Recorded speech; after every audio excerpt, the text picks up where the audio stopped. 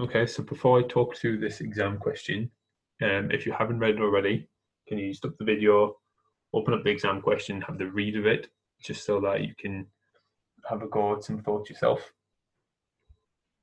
But all I'm going to do is read through it and highlight any key bits that you might want to talk about in your answer.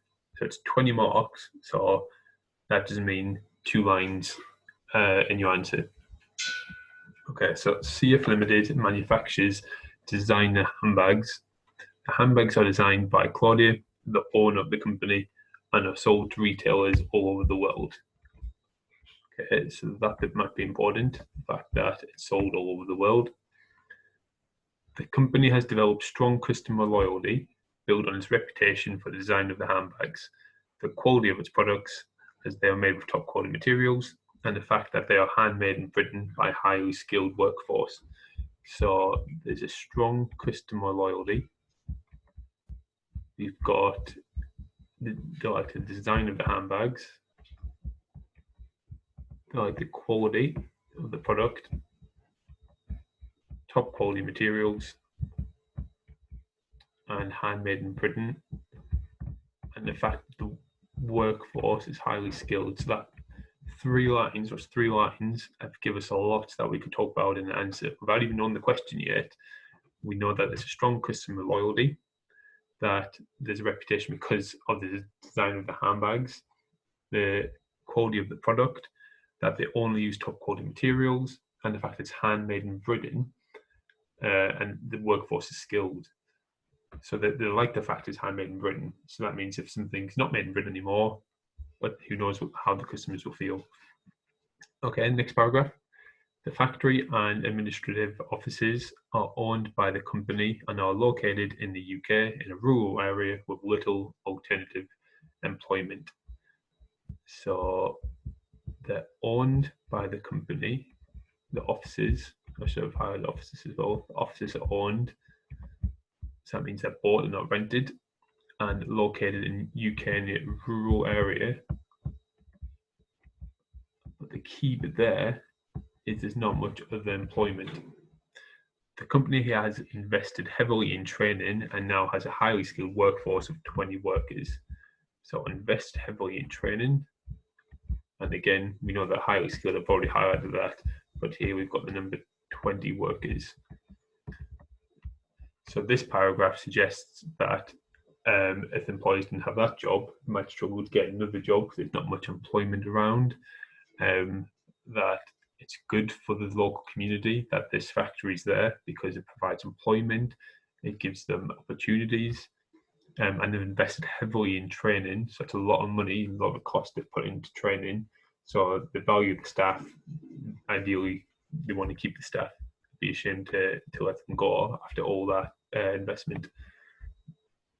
Claudia has become increasingly concerned about the cost of manufacturing in the UK.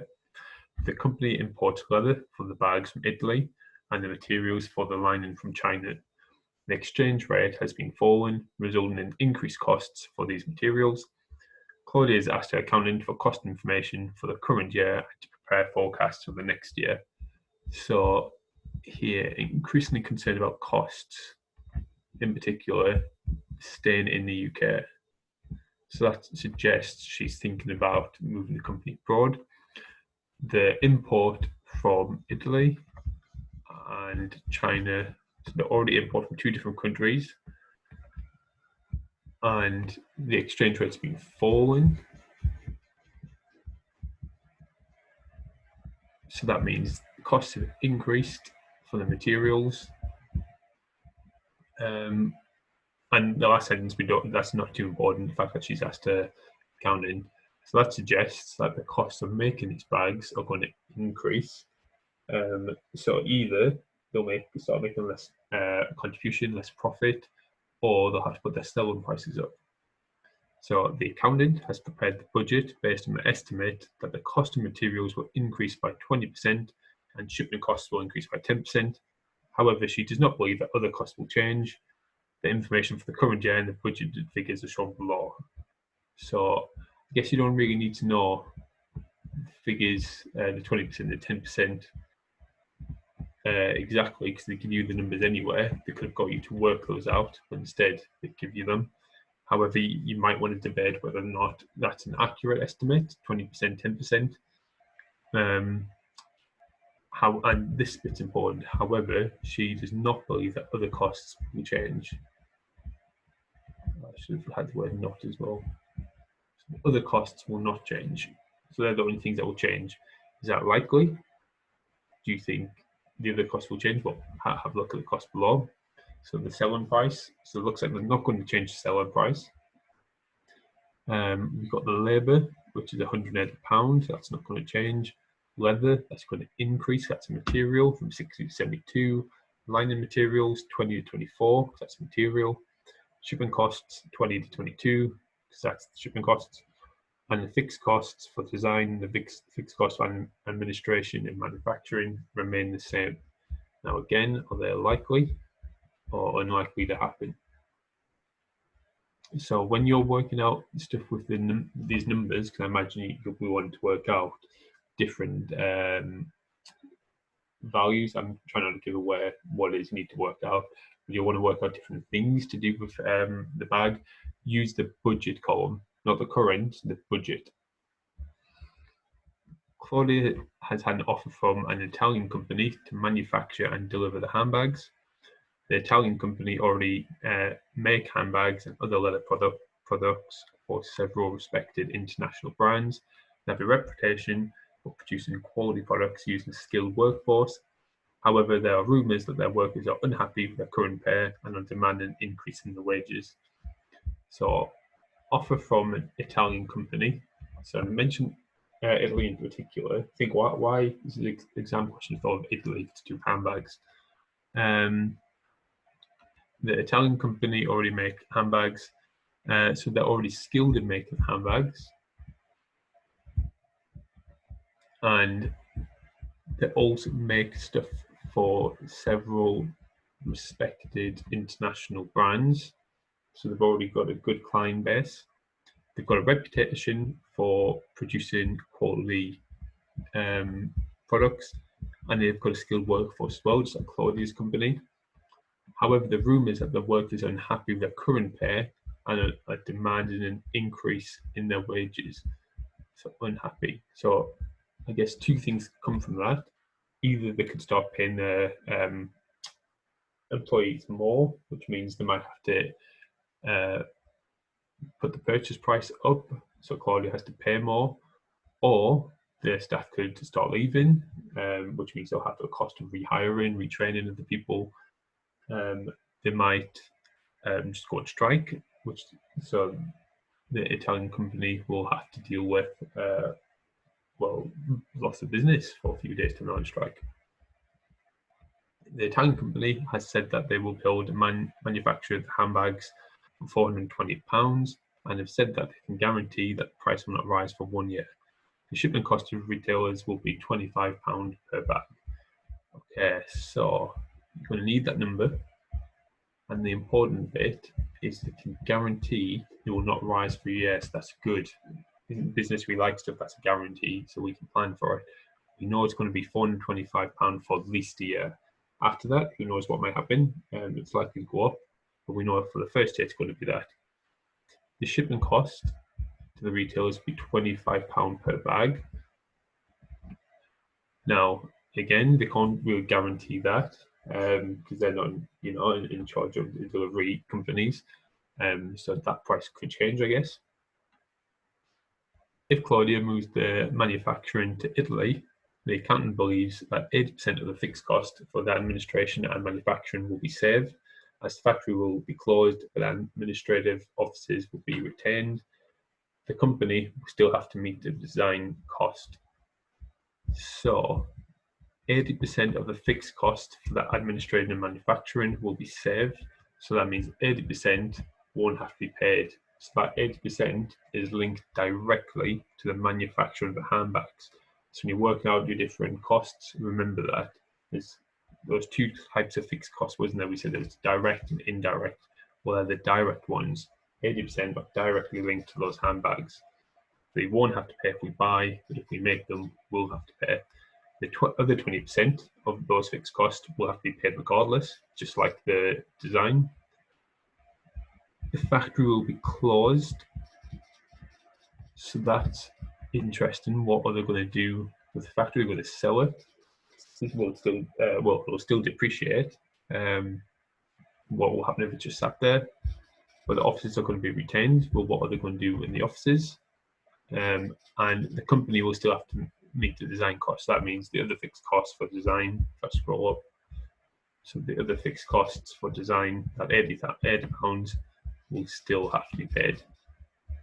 And the actual question is, evaluate the financial and non-financial implications of the proposal to buy the handbags from the Italian company.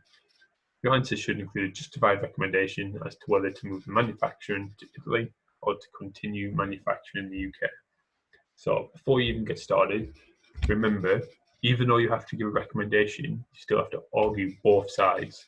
So what's the advantages of making the product, and what's the advantages of buying the product, the handbags? Now, when you're giving your advantages, give both financial and non-financial, trying to use as many of the highlighted stuff that we talked about. Yeah, they kind of give you all the points they want you to talk about in the question. Yeah, there's lots to be highlighted we can talk about that can get us to 20 marks if we talk in detail enough and not just copy what's written in the question. And then at the end, remember to make your recommendation and kind of justify why you think was that over the other one. So after you get a balanced argument, say your personal preference. So have a pause and think what questions you might want to talk about in your answer, what different points you might want to make. And I've given you some hints. I've split it into 3 sections. So calculations. What is the total budgeted variable cost for making the bag? How much of the fixed costs are attributable to the production of the bags, so directly linked to the bags? So it said 80%, so what is that? Then work out the relevant cost. Remember the formula for that. What is the total cost of buying a bag from a supplier? And based on the figures, should they make the bags themselves or move production to the Italian company and buy in the handbags instead? So some financial factors to think about.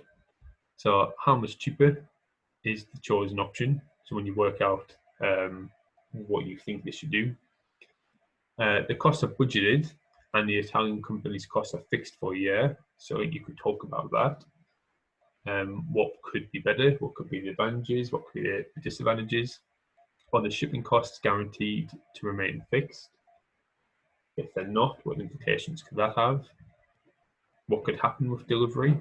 Again, think about the climate we're in at the minute. What would happen if you're buying your stuff from abroad? What impact would a potential pay rise to the employees the Italian company have? Or equally, if they went on strike or something like that.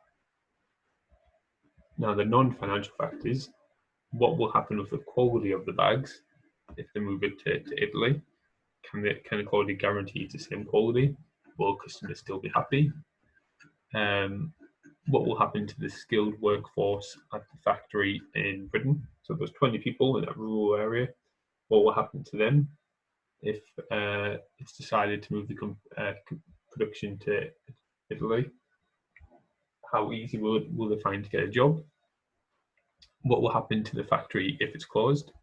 And are there any environmental factors? So if they close it down, what's going to happen if the factory is just lying there in this rural area? Is it likely to get bought if there's not much prospect there? What will happen to the employees, which we've already talked about? What will happen to the reputation of the company if Claudia lets 20 people go? And what will happen to reputation of the bags if we now get them from Italy? So how will the customers feel? Could you argue that it's a good and a bad thing? Okay, so have a go at writing a response to that.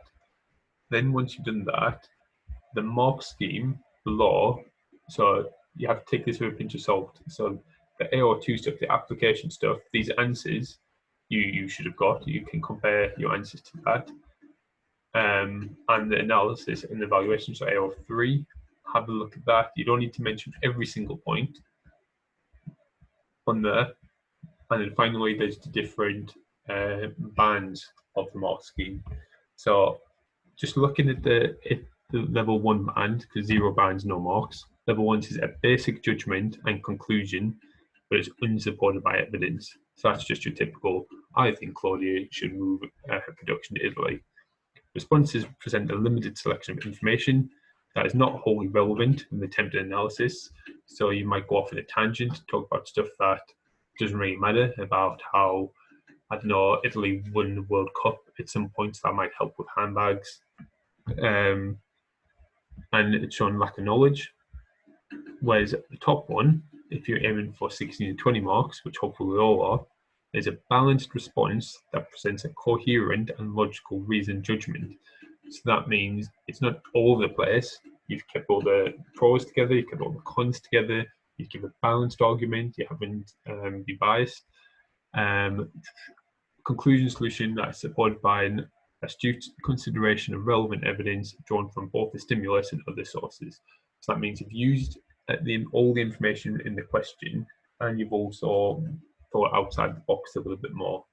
So you thought about, oh, it's Italy. Italy's perceived to be very good with fashion. So those kind of links.